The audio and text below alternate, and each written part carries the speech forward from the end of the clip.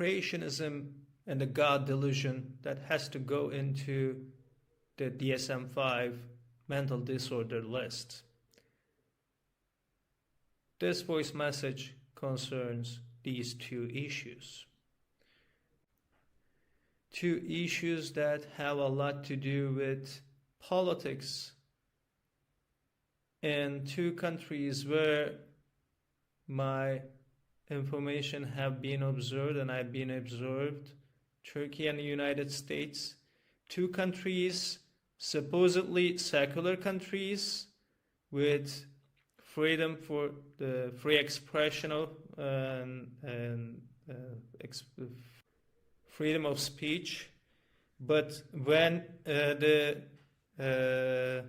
if not legal, but in terms of the cultural and traditional and societal, sociological census of religions and belief is in the picture, these two supposedly secular countries prove themselves to be quite religious in terms of monotheism, if not other religion. But these two countries are legally secular countries. And especially the state-controlled agencies have proven to be so much ideological and religiously concerned about two issues that have been bugging the minds of a lot of believers all over the world. One is creationism / intelligent design, and two is God as a delusion, which is technically, scientifically described as a mental disorder. And I'll tell you my own experience. One of the fallacies of religious countries, or countries where religion is culturally embedded in the law, even if there is no religious law, culturally and traditionally, some countries, including Turkey, the religious laws and rules are taken for granted, even if they're not written in the law, on the paper. And one of the issues in Turkey, for instance, the religion is assigned at birth, looking at the parents' religions. Even if scientifically no child is born with the mental capacity to choose a religion or to be religious, but the creationist assumption is that they're born with their by the gift of Allah or God or whatever. That's a fallacy, and that's one of the God delusions, which is, well, in Turkey, secular country, but this is a sign, which is a delusion, even something that shouldn't be done. And, well, in time, questions and issues emerge as to even if that's the legal written on the paper, but is it legitimate in time? Well, no, I don't know if there is another country to compare, but to me that's a weakness of law in Turkey, and I think they should just get rid of the religious section altogether, because to me that's not legitimate, even if that's legal. And if the boundaries between legal and legitimate should be questioned, there's much more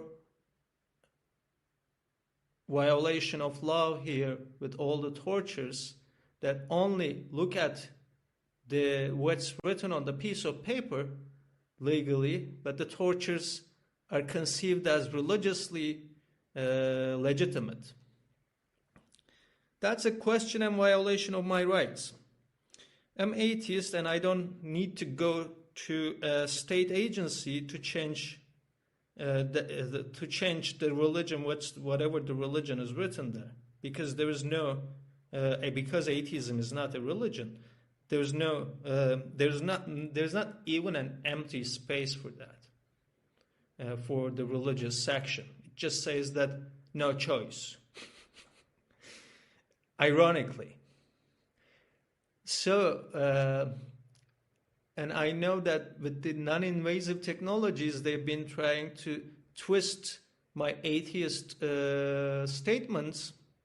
Well, when such a discrepancy between the legality and legitimacy is there, then you have to look at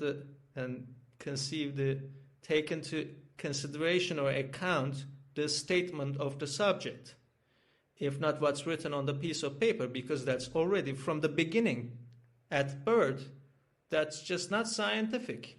So it's redundant. That section and the identity that the state has to register is redundant.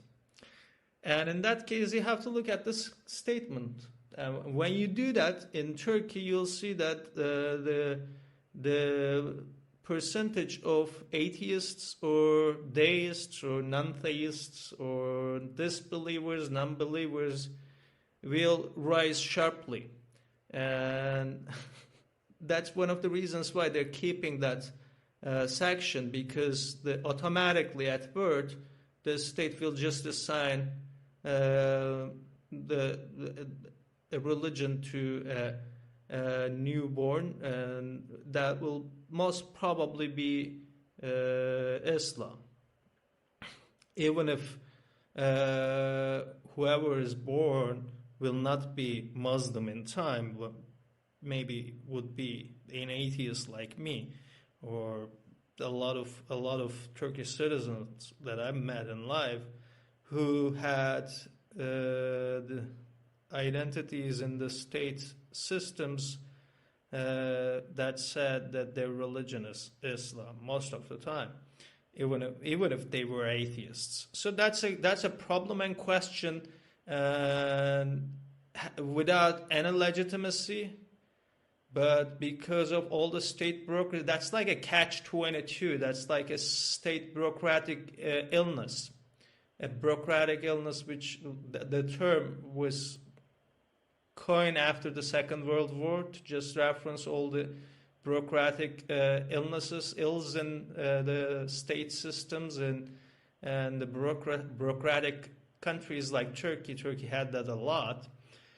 And I feel no need to just go and change my whatever religion is written there, because there's no section for disbelievers or non-believers. There's only one option that says no choice, and which means that has to be one of the choices, but the subject didn't make a choice.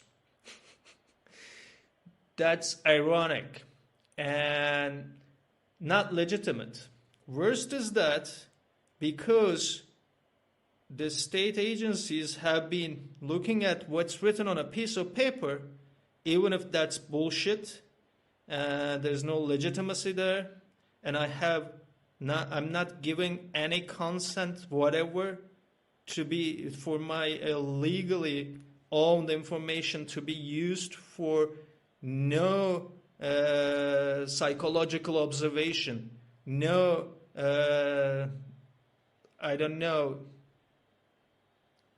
legally related observation or record. And I'm not going to have that replaced with something else, because there's no legitimacy in there, and my statement should be taken into account and records.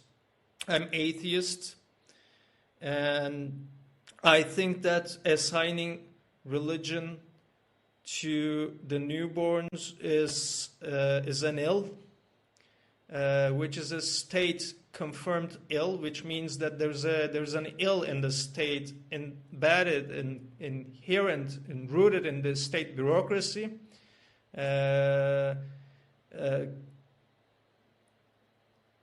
Reaching out even to my body in the form of torture and violence because of the religious feelings or whatever, offenses. Me being an atheist is conceived as an offense. Me being making statements about atheism is conceived as offense for the religious state in Turkey. And I'm keeping this record just in case, because there's no legitimacy of the legality of what's written on the piece of paper. I give no consent other than my statements, which I have been recording here, and some of which are publicly available. There's no need to use these non-invasive technologies on my body to just like trick my mind into some religious sublime or something like that, because I know that that's been done on my brain before for a few years. Not every day, but once in a while. It's as if you feel the religious nirvana of feeling, trying to trick you into go to a mosque or a religious place, or find the truth in religious, sublime ideal or whatever. I know that with those non-invasive tools, I have been tricked into feeling as if I was going to grasp the truth of God or whatever. And that's to me, that's nonsense and irrational. That's a delusion. And even worse than that is that using these tools and advanced technologies to try to make people believe in something that does not exist. Because I'm atheist and I have to say this, there are a lot of reasons that there's no God, and these non-invasive tools have made it even more visible and evident that there is no God, and that the conceptual category of God should go right into the DSM-5 mental disorders, because that's the delusion itself fits the description of a delusion described in DSM-5.